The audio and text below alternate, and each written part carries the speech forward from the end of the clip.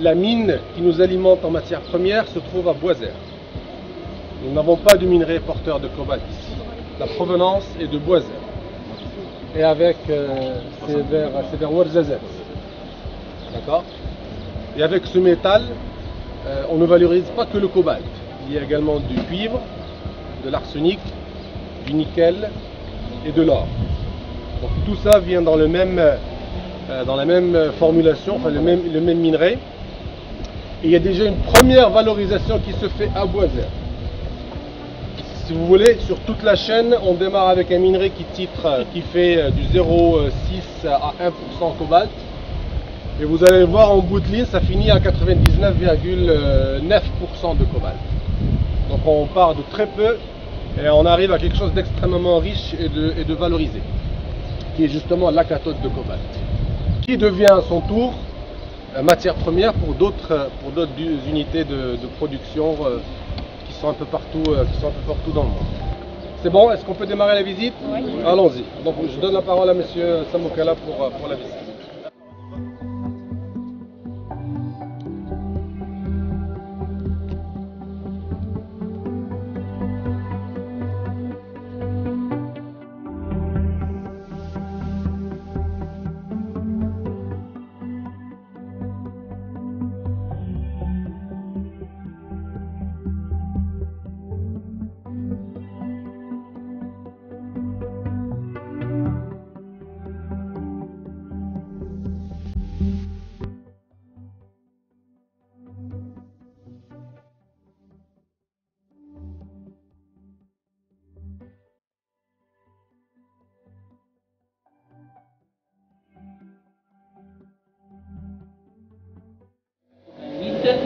Donc pendant 4 ans, et après donc, il y avait l'étude de faisabilité économique et tout ça. Donc en 92, c'était le démarrage effectif de l'usine avec une cadence de 2400 tonnes par jour. Donc après, il y avait si vous voulez, des étapes d'extension de l'usine. Donc on est maintenant presque à 4000 tonnes par jour. Donc en termes de chiffres, si vous voulez, donc l'usine de traitement de CMG peut traiter, si vous voulez les chiffres de 2017, il va aller jusqu'à 1 186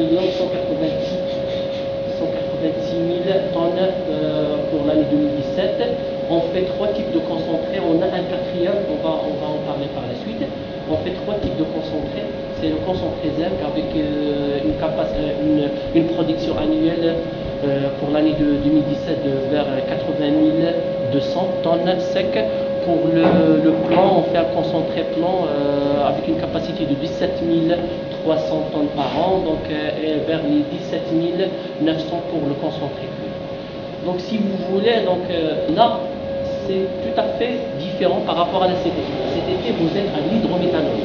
Là, on est dans une étape de concentration des minerais. On ne fait pas de produits finis, c'est juste des produits intermédiaires. Après, ils vont être expédiés vers nos clients qui sont placés à l'Europe et à la Chine. Donc pour faire un retraitement et faire par la suite des produits finis. Si vous voulez, je vais vous parler de cette concentration, comment ça se passe. Donc vous avez un minerai au départ qui contient du zinc, du plomb et du cuivre avec une certaine teneur. Donc si vous voulez, le zinc c'est aux alentours de 4,3-4,5%. Le plomb, on y a 1,2, 1,3 jusqu'à 1,5%. Et le cuivre de 0,3 jusqu'à 1,4%. Dans le même minerai. Dans le même minerai avec une gangue.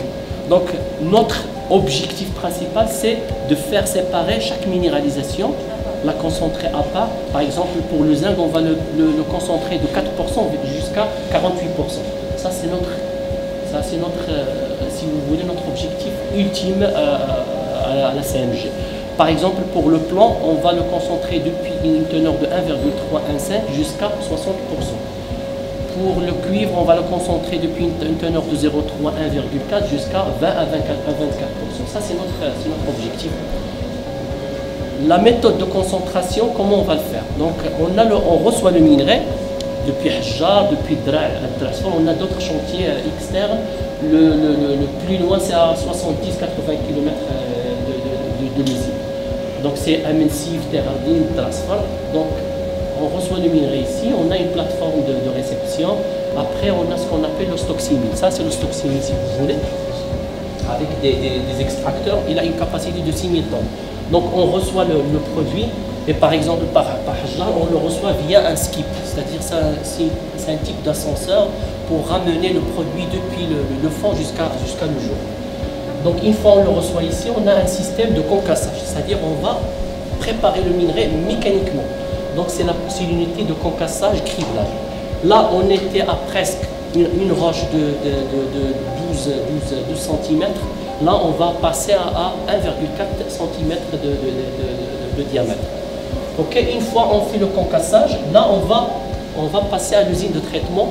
Donc, les 1,4 cm, ils sont stockés dans des silos de 2500 tonnes chacun. Ça, c'est l'alimentation usine. Donc l'usine, on va débiter ce qu'on appelle la partie broyage. La partie broyage, donc on va encore broyer le produit jusqu'à ce qu'on appelle la libération. Donc il faut libérer les minéralisations qu'on va séparer par la suite. Donc une fois ils sont libérés via des broyeurs, c'est des broyeurs avec une charge métallique il y a un système de cisaillement, donc de manière à broyer le produit. Donc une fois on va libérer la minéralisation souhaitée qui est le plan au départ, on va faire la flottation. C'est quoi la flottation? Je vais essayer de la simplifier. La flottation, vous avez la particule qui est libérée, il faut créer ce qu'on appelle l'hydrophobicité. Il faut rendre la particule hydrophobe, il ne faut pas qu'il aime l'eau. Comme ça, il va fuir. Une fois il fuit, on va la récupérer par séparation par rapport aux autres minéralisations. Donc pour faire ça, donc on a un collecteur, c'est des réactifs chimiques qu'on va mettre à la surface. Donc il va rendre la particule hydrophobe. En plus, on va introduire ce qu'on appelle du l'air surpressé, c'est du bulles d'air qu'on va les stabiliser via un tensioactif, ce qu'on appelle un mousson. Donc nous avons le moteur qui est la bulle d'air et nous avons la particule qui est hydrophobe. Il va se coller sur la bulle d'air, ils vont fuir l'eau ensemble et on va déborder. Vous aurez l'occasion de voir ça sur place. C'est un système qui est rapide, mais il faut maîtriser certains paramètres sur place. C'est un effet jacuzzi. Oui, c'est ça. Avec un système de débordement, donc une fois il déborde, donc on va collecter les mousses avec la minéralisation souhaitée, c'est le plan par exemple, le départ. Après, une fois on finit avec le plan, on va partir pour flotter le cuivre par la suite, mais il faut toujours rebroyer pour libérer le cuivre. On récupère le cuivre, on rebroie pour faire le zinc, et comme ça on va faire nos trois types de concentrés. Donc ça c'est, si vous voulez, le flow sheet de traitement. Je ne voulais pas vous rentrer dans plus. Si vous avez des questions, n'hésitez pas. Donc ça c'est le premier concentré, le deuxième concentré et le troisième concentré. Notre rejet final, il contient beaucoup de sulfure de fer. Donc nous, actuellement, depuis 2013, nous avons une unité qui va traiter ce rejet pour faire un quatrième concentré qui est la pyrrhotine, c'est du sulfure de fer. Ce concentré, c'est le seul qui est envoyé juste à côté, c'est à l'hydro. On a une unité qui fait de la pyrométallurgie, donc il va traiter ce concentré thermiquement pour faire trois types de produits. L'acide sulfurique qui est utilisé comme matrice dans l'hydrométallurgie pour tout ce qui est lixiviation. Je pense que vous avez vu ça ce matin. Nous avons produit de l'oxyde de fer et nous avons produit également de la vapeur et de l'électricité. Si vous voulez, c'est un projet de développement durable qui va traiter notre rejet frais pour faire un autre produit de valeur ajoutée.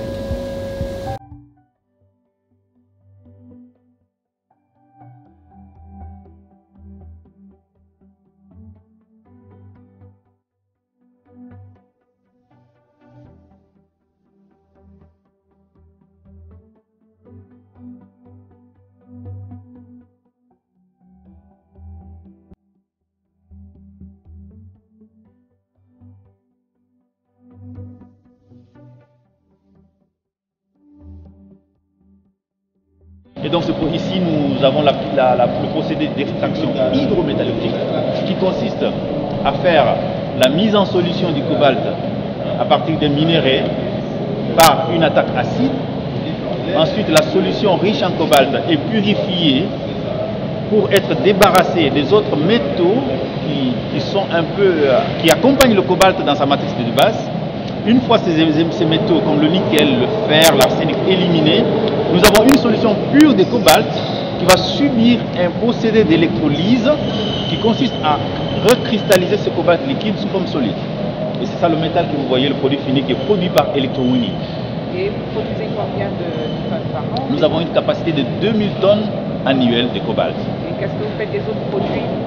Les sous-produits sont valorisés. L'arsenic est valorisé, le cuivre est valorisé, le nickel est valorisé. Ceux qui ne le sont pas encore sont stockés dans des bassins, comme le manganèse. Il est stocké dans un bassin qui se concentre chaque année. Et une fois qu'on aura développé un process qui puisse nous permettre de valoriser le manganèse, on le fera aussi. Nos clients, c'est l'Occident et l'Orient. L'Asie pour les applications en rapport avec l'électronique, la batterie, et l'Occident pour les applications en rapport avec l'aéronautique, le superalliage. Donc les États-Unis et l'Europe. Merci. Ce cobalt, il est commercialisé en Suisse sur le marché mondial. Nous avons une équipe de commercialisation basée en Suisse pour commercialiser tous nos produits miniers.